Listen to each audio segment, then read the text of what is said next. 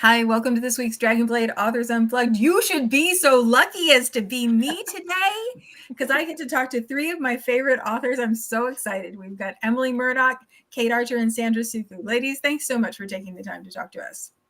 Oh, it's our pleasure. And we've got two ongoing series and one brand spanking new one with sexy boxers. I can't wait. Sexy I can't boxers. wait. So let's jump in and start in release order. So Emily had a chance book release, and it's book 5, and it's A Chance in a Million. Can you tell us about this one?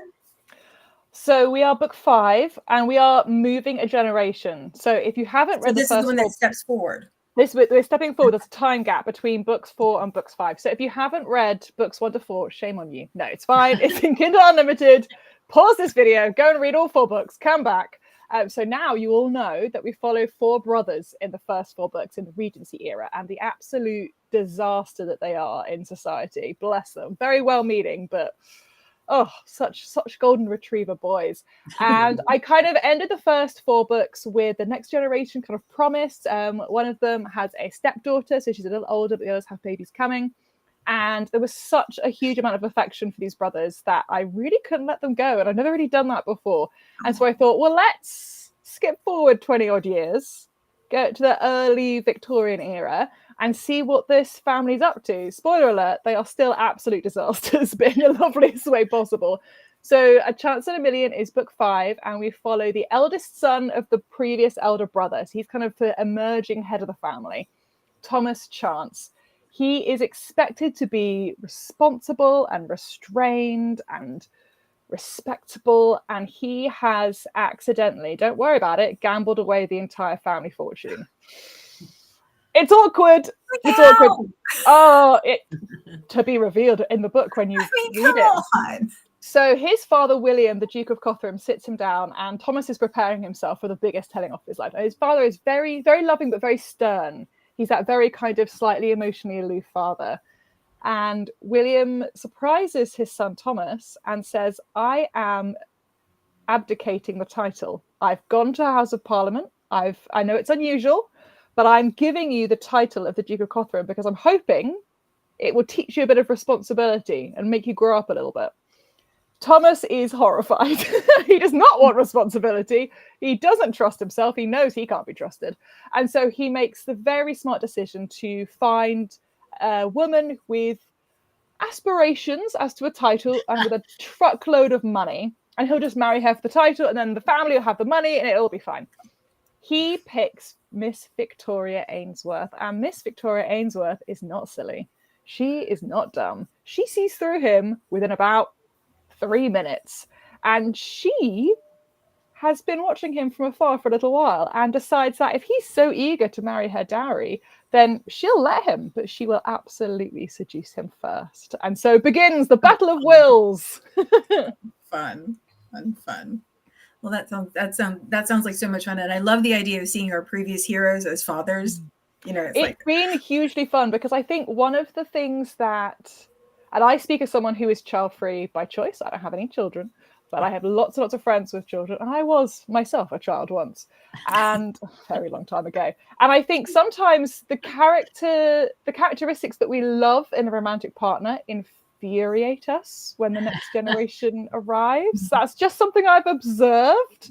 But I also think the things that make us who we are really challenged. We have to look at ourselves in a different way when you're responsible for a young person.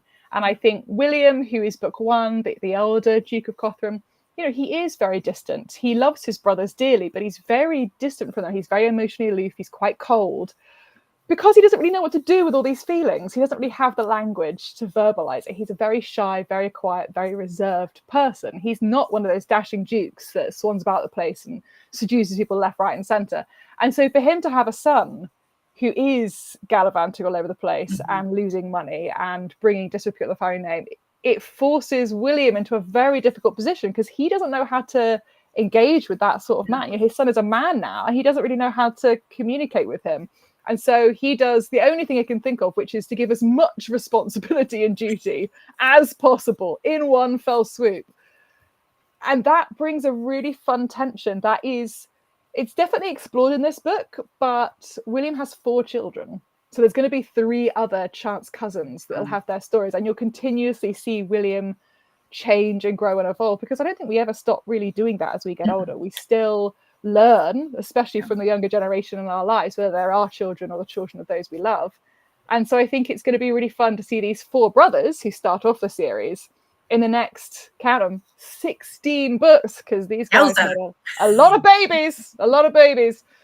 They still grow, they still change. We still see these moments and these callbacks to their, courtship or not courtship / scandal as it is. So yeah, I had a huge amount of fun staying with the Chance family for such a long time. And I'm really hoping that people enjoy discovering another scandalous generation of the same family. Oh, fun. Well, it sounds like a blast, and I love the premise of the series, and I love the idea of getting to see the people that we've already fallen in love with in a completely different role. The whole family evolving. Fantastic.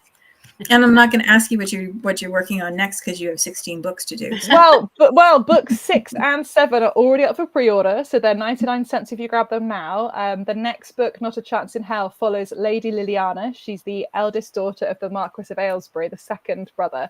And she thinks a lot of herself, and she's about to have her pride brought a little bit further down than she would like.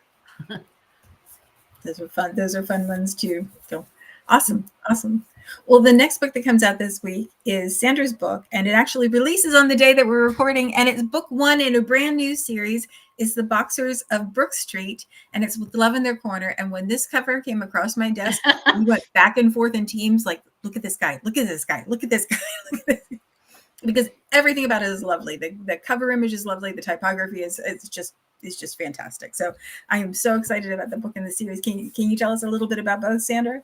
Yeah, I mean, the cover, when I first saw it, I was completely glad that, it actually reflects an older gentleman, because, that's what I've been doing for the last few years, And then the other thing that I really liked about the cover was Dar Albert made a little, I don't even know what you call it, an icon, something, the logo for the series. For the logo. Yeah, that's the word. Yeah. I'm a writer, sure.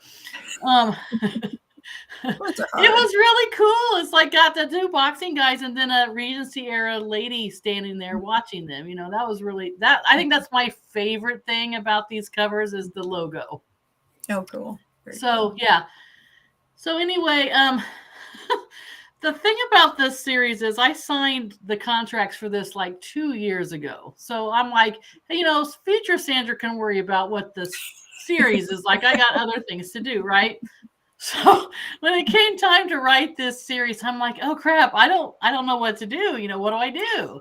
So I knew I wanted it to be centered around boxing, because bare knuckle boxing is pretty interesting to me. They didn't use the gloves in matches and stuff like that. And not to mention that it was illegal in London anyway. So they couldn't even do it in the completely covert then. They had to go out of the outskirts, it was a whole big thing. So, I mean, I've touched on boxers in other series before, but not to the extent that it's like front and center all the time, all the time. So here we have, and forgive me because this, I don't know if it happens to you ladies, but sometimes a release will sneak up on you and you kind of sort of forget about it because there's a lot of other things going on in life. So I looked at my calendar last week and I'm like, oh crap, I've got a release next week. What do I do? I didn't buy bookmarks. I didn't buy postcards. I haven't done anything for this release. So, I had to pull the blurb yesterday to even remember what it was about, the whole thing. So that brings us to the Earl of Lethbridge. He is the first or the oldest son in a group of 3, because I only made it 3 because I didn't know where the series was going at the time, blah, blah, blah. So their dad has died, and he was a champion bare knuckle boxer. He was, public's favorite, crowd favorite. Everybody wanted to bet on him. He was the shiz at the time. And then he died.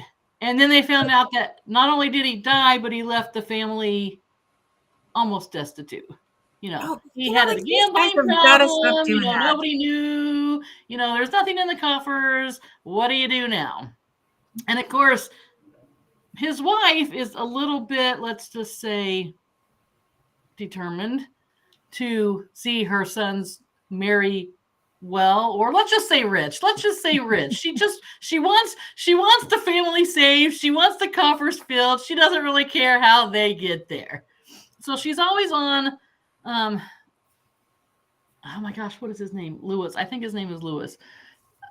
His back, you got to marry, you got to get this done. And he's like, okay, but in the meantime, we need an influx of cash. We have to get things moving here. So what him and his brothers have decided is they're going to open a boxing salon. The youngest brother, he's the most charming of all of them. So he's the guy that could practically sell fleas to a dog. So he's out there trying to get investors for the boxing salon. They need clients, they need customers, they need investors. The middle guy, he's been tasked with doing the books, but he's not a numbers guy and he hates it so much, blah, blah, blah. In fact, I just finished writing that book and turned it in. So they're all very good at what they do. They all, are boxers. And the trouble with Lewis is, though, he's been around the sport longer. So, his shoulder's wonky, his knees wonky, and this is how they're earning money with the boxing salon. They're doing these illegal bouts, because some of the prize purses are pretty large. They're like, great, this will be a quick influx of cash. We're all going to do what we love. Everybody's going to be happy except for mom, but that's okay because, she doesn't matter all that much right now. These are our lives, blah, blah, blah. Until the heroine walks into the boxing salon disguised as a boy. Oh, and then he's like, oh, crap, what do I do now? She's got this story about how she wants to learn self-defense because she keeps getting bothered by guys that don't understand the meaning of no, this and that and the other. Plus, she's got a little brother that she's trying to keep safe from one of these fellas. And he's like, I can't do this. You're a woman. Woman can't be here. It's totally scandalous. What am I going to do? And then the other part of him is like, she's pretty hot. Maybe we should see what happens with this. But the problem with this is she's not titled. She doesn't have any money. She's the daughter of a sea captain. She checks none of the boxes. Yeah, none of the boxes. So, he's teaching her how to fight and defend herself. And as the story unfolds, he figures out, oh, this is really worse than we thought it was going to be.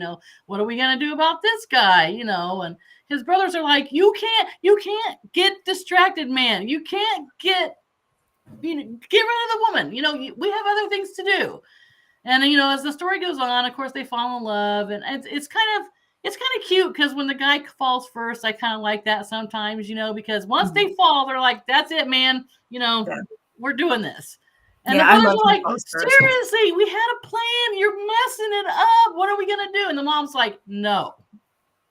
The mom's like, we're not doing this. And, so you have all this tension around and the whole thing. And then I had to, this is what a writer does, ladies. Okay. YouTube is the best thing for research in a long time, because then you can pull up boxing matches and see how the guys move and see how their footwork works and all this stuff. So I had to put 2 boxing matches in the book. One where he's kind of put in his place because he loses and he has to deal with that because he's never lost before, and the other one where he's won, but it's not all that it's cracked up to be because, he's like, his shoulder gets dislocated and it's a whole thing. So, so we've got a lot going on in these books, what do? Do you follow your heart? Do you follow your head? Do you get your mom off your back? Do you, deal with your brothers? And then there was this one scene where he took his brothers to task because, it was, how brothers are. They're very opinionated and they always want to be first and only and, in the spotlight all the time. So it was fun. I liked doing that. And then I wrote the second book and then I'm scheduled to write the third book here real soon. But that'll be fun because there's an amnesia plot in that one and, boxing and lying and scandal. Well, I love this. The love's worth fighting for. You have to fight for the things you want. Tagline. Yeah. I thought that was. I mean, because you come to a point in your life, and I think that you're like, you know what? I'm going to do this because I can get behind this. And once we do this, then maybe everything else will fall into place, Yeah. Awesome. So And there's 3 books. 3 books. I don't know if I want to expand the series just yet. I'll have to look at my schedule. It's early days. And if the series does well, sure, then we'll definitely expand it. But we'll just have to see. Very cool. Very cool. I'm really excited about this one. Okay. And the next book that comes out this week is Kate's book, and it's Lady Graceless, and it's book 2 in a series of unnecessary complications. A series of senseless Senseless. That's a good title. Looked Although at it 3 they times. also they are unnecessary. It's like it's like the ones that don't matter. The word means doesn't matter. It's, it's pretty heavy on the comedy. So the whole series is about a duke, the Duke of Pelham, who has raised his 7 daughters pretty much on his own with his housekeeper in the wilds of the Yorkshire Dales. And he's raised them in a particular way because of how he is, which he's kind of like a shock jock. Like nothing makes him happier than like shocking people, saying things he shouldn't say. And they all think that's hilarious. So they're all like that. Grace, she meets her hero before they even get to London, because the Duke has decided to do a little side trip so they can see the ocean because they've never seen it before. And he is shipwrecked because he's constantly doing things that put him in pretty grave danger. He's a sportsman, takes a lot of risks. So they kind of hit it off right away. There is a very weird cousin, though, who's been counting on him eventually dying in one of these little things he gets up to, and really had his hopes up when he went missing at sea. Like him and his mom. Finally, this is it. This is it. We got it. But he's still alive. And so this Baron, who really wants the title, is getting sort of more and more desperate. And he pulls off, a lot of times it's hard with villains because you kind of want to shake the hero and the heroine like, oh, come on, how could you not see that this was going on? But he pulls a stunt that I think would fool anybody. It was really pretty clever. To cause a huge amount of problems between these people. And then just like in the first book, as will happen in all of the books, the Duke's sister is insistent that he has a butler in the house, which he does not have in the Dales. So she just keeps installing them. And then the Duke just kind of sits back and waits for the housekeeper to drive the butler out. And so, it's poor Mr. Button this time. And her gambit this time is that he's hitting on her. So she's just going around pulling her shawl close all the time and saying, rest assured, my bedchamber door will remain locked. And the guy's just like, what? So, she has a different strategy each book with how she's going to maneuver people out the door. Right now I'm writing book 5, and it's totally hilarious because the Duke's sister has decided to just get revenge. She's just so mad. So she sends in an American who is, all, American confidence and ingenuity. I'm going to shake this place up. So he's a tough one to get rid of. So that's it. It's fun. It's light. You probably won't cry when you read it. You probably won't cry. You'll laugh. I don't know about everybody else, but I can use some like laughing kind of things right now. That's something that I'm really leaning into. That I want escapist. I want some light, and I want witty banter and silly scenarios. So that sounds perfect. How many books are there in the series, Kate? 7. So 1 for each daughter. Fantastic. And I love writing like little kids, like 7, 8 years old. And I'm writing book 5 now, and I'm like, it's kind of killing me that I have to let the youngest grow up a little bit. That she can't be as childish as she was in the first books. Yeah. Oh, awesome. Well, those are fantastic releases and so much to look forward to this week. I'm excited about all of the books and all the series, and I know that the rest of you will be too. We still have a little bit of time, and Emily was showing off. Hang on. Dang, Emily.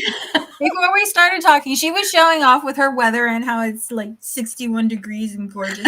And poor Sandra. Okay, in fairness, you can tell from my delightful accent that I live in England. 95% of the time, it's grey and raining. Like, give me a day of spring. Oh, but I thought we could talk a little bit about how awesome spring is. Like, but like just the like it's hope is the whole season is hopeful. Like that is the thing. Spring is hopeful. Spring flowers, chickens start laying again. like geese come back. Seeds sprout. Like here we go. It warms up. The trees bud out. Everything's the sun comes back. And then the tornadoes come too. Wait, whoa! Time out. Here's my vibe here. No. I live in Indiana, man. We're in the Midwest. Bring these tornadoes. What are you talking about? Lean into movies. But I did wonder if your writing style or writing schedule or where you work or how you work changes as the seasons change, or whether you are. Sometimes I'll go out to Panera and write. Just to do something different, because a lot of times in the winter, if there's like snow and stuff, then you're stuck in the house, and then that really starts to become irritating. Because I mean, you love your house, you love your office, but looking at the same four walls is just maddening sometimes. And my office right now is covered with boxes and stuff because I've got a book signing coming up next month, so I've got shipping boxes everywhere full of books, and they need to be signed. So this pile over here is signed, but that one's not. It's a whole thing. And then sometimes I just like close the door, tell my husband I can't work in there. I got to work somewhere else. What about you, Emily? Do you work outside at all, or? So this is England, okay, and I don't want to frighten any of our American friends, but it is. I'm not even going to say uncommon. It is rare to the point of it never happens that we have air conditioning in our homes. I don't know a single person in my whole life I've ever met that has air conditioning in their home. So we're fine until the sun arrives. And then we start complaining that it's hot because we're British. And if it's not the weather, what are we even talking about?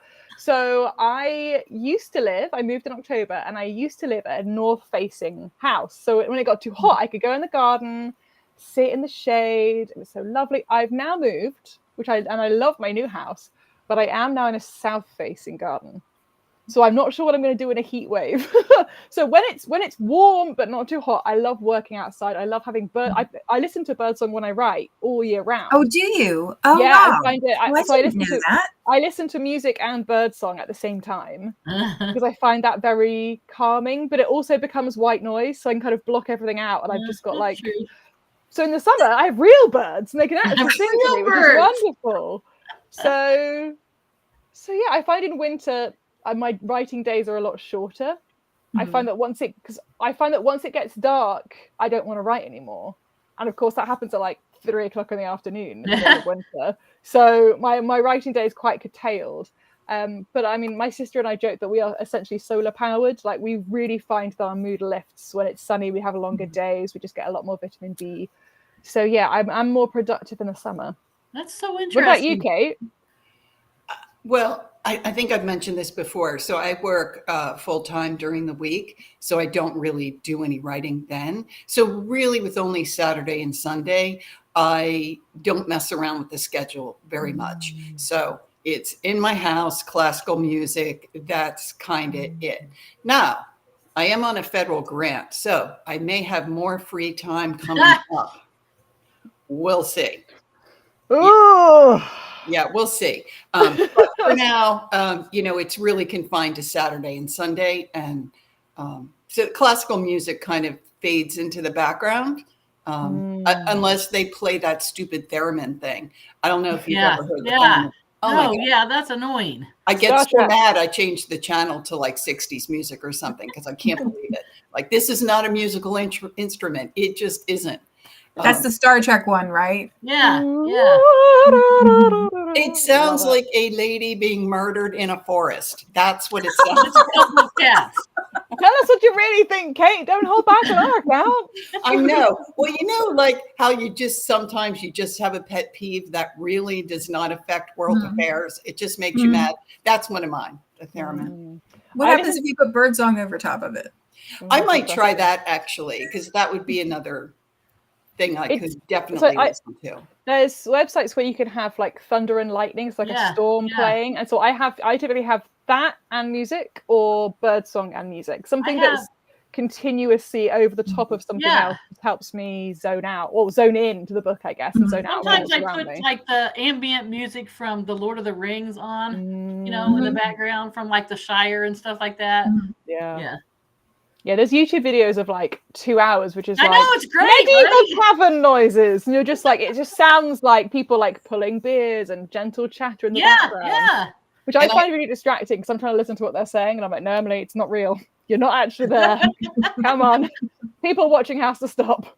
And that's the problem of going to out of your house to write, you know, to places, because then you get too interested in everything that's going on around you. I'm like, I don't even know you, but dang, what is happening in your life over there? You know? I've gone to Panera on occasion, but not to write. Like every once in a while, I feel like I need to print a book out, maybe because there might be a plot issue or something, and I just need to see it on paper. And then I probably will take it to Panera, but I really feel like I'm indulging myself a little bit. Yeah, it is an indulgence for sure. Can I just ask for every non-American who is watching this, what is a Panera? It's like a coffee shop or a is it like Starbucks and soup and stuff? It has more food than Starbucks. Yeah, so I'm nodding here like, sure, a Panera. That sounds like a baguette. I don't know. Well, they're just everywhere. They're everywhere. Well, I'll tell you what. I mean, I prefer Panera over working at Starbucks because for some reason, for my brain and my ears, I do not like the sound of coffee beans being ground. It's very disruptive and distracting. Yeah. Yeah, so I had a similar problem. I went to a lovely book event in Portsmouth, which is about 2.5 hours train from here. Really easy journey. And I was like, I'll get so much work done because I'd never done the route before. Every 5 minutes, I was like, is this my stop? Take my earphones out. No, it's not. Which is ridiculous because I could see on my phone that I was like 11 stops away. But I was still like, is it this one? Have I missed it? I basically got no work done at all. Not ideal. The risk of coffee shops too is that there's so many first dates there. It's first dates, and then like people have like business meetings there, and you know, it's just after a while I just get really annoyed, and I'm like, I'm going back home. You know, I once had the awkward situation of, you know, when you're sitting at a coffee shop and it's a big table and there's other chairs, and like, oh, do you mind if I? And you can't be like, no, it is entirely my table. So I was like, oh yeah, sure. This was in a coffee shop in London, in central London. I was like, oh, yeah, sure. And these two people in very business gear came and sat down. And he then proceeded to fire her at this coffee table with me next to it, with my laptop. And you're like, that's not awkward at all. And I just, you know, when you're like, I put some music on, stop listening. I couldn't stop listening. No, you just put your headphones in and pretend there's nothing playing. 100%. I was like, that was. But I have also sat next to a really awkward proposal, which is where he was like, so we are going to get engaged next weekend. And she was like, well, I guess we are now. I was like,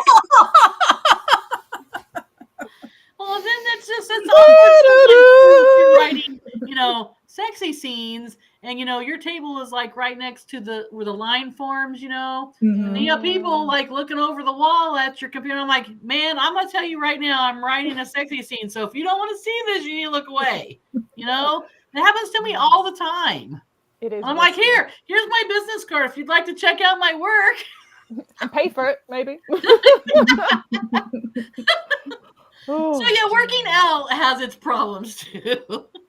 Well, as we all know, I can't write sexy scenes. Can't do it. I can't do it. But you write so funny, Kate. Do you find that you need focus to write funny? Can you write funny out and about in the world? Yeah. But I do think that comedy is really about revising.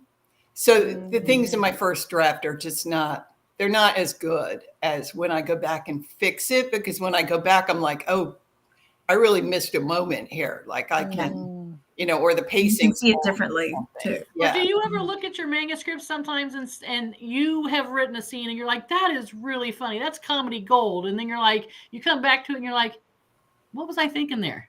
I will admit, I make myself laugh all the time. Yes, I, good. I don't know if other people I find know it that's as my funny as fear I too. I'm do, like, but is it just funny to me, or is it going to be funny to everybody else too? I find myself hilarious. So Good. But the thing is, Kate, you wouldn't have so many loyal readers, including us, if you weren't funny. If we were all turning pages and being like, "Oh, this is so awkward," we would not be back.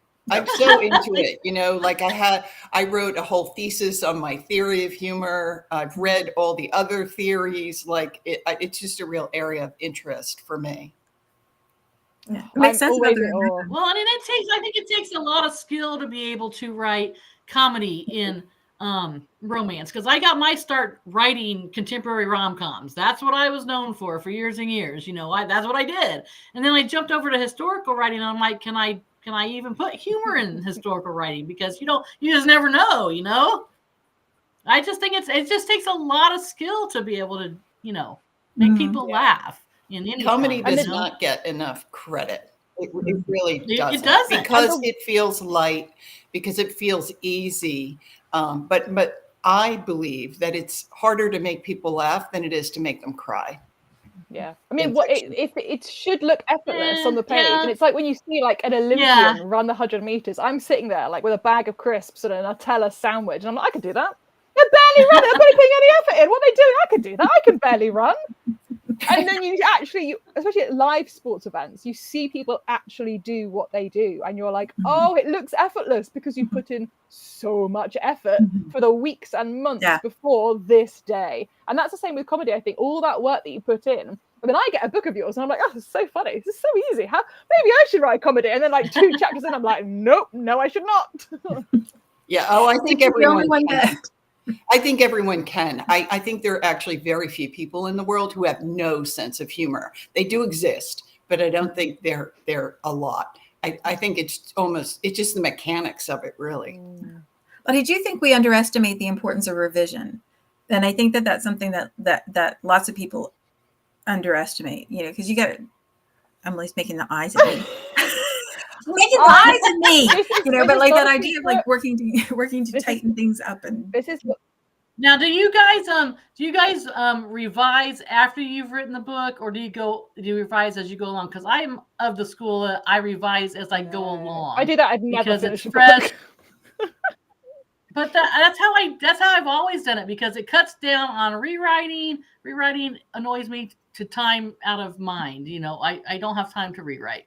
So I revise as I go along because it's still fresh, you know, in your mind. I do that too. Whatever I wrote last weekend, I read it, fix it, and then move on. But how do you know how to fix it because you've not got to the end? This is what confuses me. Yeah, I have a vague idea of where it's all going. It just feels and like I don't for spend me, a lot of time on it. It's not, you know. I outline all my stuff. I always know where it's going. I always know how it's going to end. I mean, I outline as well. I just want to make sure that the continuity is there as you go along, because for me, you know, it's just easier writing to do is the joyful, everything's pouring out of me. I have all these ideas, fun with characters, time with characters is amazing. The journey we're going on, the emotional journey, the subplots, the editing, revising, whatever you want to call it, is just hours of self-criticism. It's looking at every line and being like, you can't write a word. Look at this line. It's terrible. And it's just hours of that. If I could get away with never self-editing, I would. But I can't, because it makes it better. And I do get to the end and I'm like, oh no, it is a better book now. And it will. But I will tell you though, if you edit as you go along, it really cuts down on those edits when they come back from your editor. And let me tell you. I'll be honest, my wonderful Dragonblade editor, Amy, doesn't give me a huge amount of edits. And I think that's because, I think that's because for my and this is the thing, isn't it? Every writer that Evelyn has on here will have a completely different process. And if I tried to do anyone else's, it wouldn't work. For me, because I've written the whole book and I know exactly the weaknesses of that book, I can jump in and out and go, right, okay, so chapter 8 doesn't work because there's no setup for that. So back to chapter 4, revise that. Okay, so chapters now 1 to 4 work, but chapters 15, oh, actually, if I change chapter 20, I can bring that 4. But I can't do that if it's not already written. Does that make sense? I just don't do that. It makes no sense in my brain. It's so different. Yeah, we've got to do it differently. Ladies, I knew I wasn't going to have to do anything today. It was like the easy, like I'm just going to sit here and drink my coffee. I don't have to do anything. So I really appreciate you taking the time to talk to us. It's a delight to talk to you all always. I will say the same thing I say every week, because it's true every week. Dragonblade books are the best deal on pre-order and release. If you haven't gotten it, then you can always read in Kindle Unlimited. As Emily said, usually we try to put the next book up in the series in pre-order. So if you missed the window for the 99-cent release, just make sure you grab the next book while it's 99 cents. And you can still read in Kindle Unlimited, which is like my favorite way to read right now, because you just go chiclets, one to the next, to the next, to the next. So, all right, ladies, thanks so much for taking the time to talk to us. I appreciate it. And I'll make sure to pop the links to the books in the comments. Amazing. Thank you.